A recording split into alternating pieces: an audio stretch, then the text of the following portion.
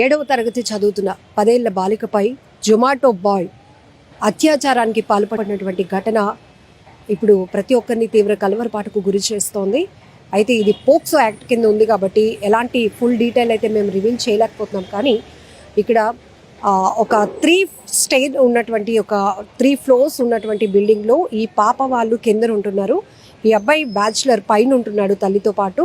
వీళ్ళది ఈ యువకుడు ఎవరైతే జొమాటో బాయ్గా పనిచేస్తూ ఈ అమ్మాయి పైన అఘాయిత్యానికి పాల్పడినటువంటి చంద్రశేఖర్, వీడు రణస్థలానికి చెందినటువంటి వ్యక్తిగా తెలుస్తోంది. అయితే ఇక్కడ విశాఖ నగర పరిధి 3 టౌన్ పోలీస్ స్టేషన్ లిమిట్లో ఉంటున్నటువంటి ఒక ప్రాంతానికి చెందినటువంటి ఈ యువకుడు ఆ పాపని ఇంటికి పిలిపించుకొని తన రూమ్కి పిలిపించుకొని అమ్మాయి పైన అఘాయిత్యానికి పాల్పడ్డాడు.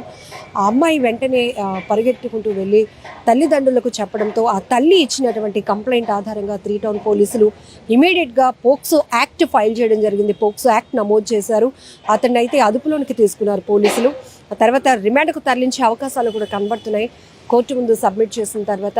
అయితే ఇక్కడ మనం చూడొచ్చు ఎప్పుడు ఏం జరుగుతుందో. అసలు పిల్లల్ని మనం కంటికి రెప్పలాగా చూసుకున్నా కూడా ఇలాంటి కామాంధులు గ్రద్దల్లాగా వాలిపోతున్నారు.